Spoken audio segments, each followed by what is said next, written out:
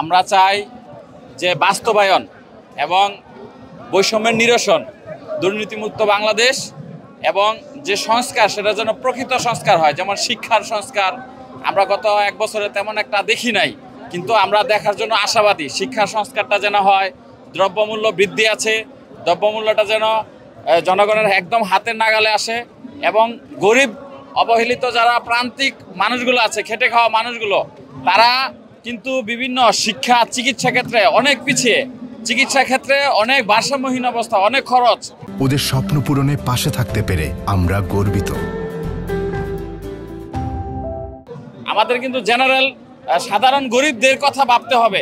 সাধারণ গরিবদের কথা কিন্তু কম ভাবা হচ্ছে, কারণ গরিব ছেলে মেয়েরা কিন্তু এই সৃজনশীল সিলেবাসে আসলে পড়াশোনা করতে পারে না। তারা একটা মাস্টার রাখতে পারে না, একটা টিউশনি মাস্টার, একটা কোচিংয়ে দিতে পারে না, ইচ্ছা করলে খরচ দিতে পারে না।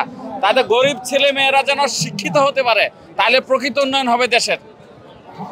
জুলাই ঘোষণাপত্র যে আমরা ঘোষণাটা দেখলাম, এটা আসলেই অনেক ভালো হয়েছে, বাট এটা আপনার যাতে কার্যকরী হয়, মেন হচ্ছে কার্যকরী। আমরা শুধু জাস্ট বক্তব্য দিলাম, বক্তব্যের মাঝে শেষ না, শুধু আমরা বললাম যে ঠিক আছে জুলাই ঘোষণাপত্র ওকে, বাট এটাই সীমাবদ্ধ না। জুলাই একটা অভ্যর্থন, দীর্ঘ 16 বছরে কি একটা অভ্যর্থন চলে গেছে। আমরা একটা নতুন সরকার বসাইছি, তিনি আমাদেরকে বাংলাদেশের চাওয়া পাওয়া কি একটা সুন্দর পরিবেশ। এর জন্য আজকে আমরা অনেক ভাই রক্ত দিছে, জীবন দিছে, কিসের জন্য? একটা ভালো দেশ সমৃদ্ধ করার জন্য। আমরা কাউকে ক্ষমতা মসনদে বসানোর জন্য আমরা এত কষ্ট করি না, এত সাক্ষী করি না, এত জীবন দিই নাই। জীবনটা কিছু 16 বছর পরে আমরা কথা বলতে পারি নাই, 16 বছর আমরা কিছু বলতে পারি নাই। তিনি নিজের জীবনের সেফটির জন্য তিনি চলে গেছে, বাট বাংলাদেশের জনগণের জন্য তিনি কী রেখে গেছেন? চোর, দুর্নীতি, ঘুষ, বাণিজ্য, এইগুলো আমরা দেখছি। আমরা এই সরকারকে বলতে চাই, তিনি প্রথমত দুর্নীতি প্লাস ঘুষখোর, চাঁদাবাজ। বর্তমান প্রেক্ষাপটে আপনারা দেখতেছেন যে হারে চাঁদাবাজি করতেছে, এটা কি আমরা চাই? আমরা জীবনেও চাই না। কেন চাই না? আমার টাকা দিই স্বাধীন বাংলাদেশ কেন আমরা টাকা দিব? কেন আমরা টাকা দিই মানুষকে? চাঁদাবাজরা আসে আমাদের সাথে 5,000 10,000 জীবন কিনে নেবে, এটা কি আমরা চাই? আমরা চাই না। অতএব যাতে শাসন ব্যবস্থা সেনাবাহিনী, পুলিশ বাহিনী এদেরকে পূর্ণাঙ্গ স্বাধীনতা, পূর্ণাঙ্গ যাতে হালের মাধ্যমে না বলতে পারে ওটা আমার লোক, ওটা আমার জন্য ছেড়ে দেন। আমরা এগুলো চাই না। এই চাই থেকে আমরা চাই কি সুন্দর বাংলাদেশ, যাতে মানুষ রাস্তাঘাট সুন্দরভাবে চলাফেরা করতে পারে। আসলে আজকে খুব একটা আনন্দের দিন লাগছে, তবে ঘোষণাপত্রটা আরও আগেও দেওয়ার উচিত ছিল।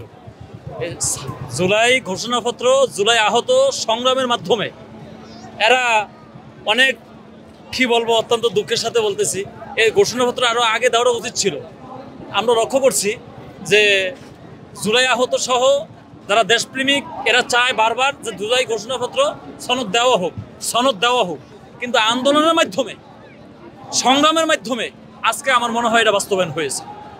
ঠিক আছে, এটা আরও আগে দেওয়া উচিত ছিল। কিছুদিন আগেও দেখুন 31 তারিখে জুলাই ছাত্ররা ওরা একটা আন্দোলন করছে শাহবাগে, সেখান থেকে আমার মনে হয় চাপ পড়ছে, যার কারণে আজকে দেওয়া হয়েছে। তবে আমরা দেশপ্রেমিক এবং মানবতার পক্ষে, দেশের পক্ষে সকল মানুষ একত্রিত হয়ে আজকে আমরা সবাই খুশি যে ঘোষণাপত্র হয়েছে, গোটা বাংলাদেশের মানুষ খুশি হয়েছে, যাতে জুলাই আহতদের একটা স্বীকৃতি দেওয়া হয়েছে এবং এটা একটা ইতিহাস হয়ে থাকবে। ধন্যবাদ। For more updates, follow us on Facebook, subscribe our YouTube channel, get the latest update on www.daily-sun.com.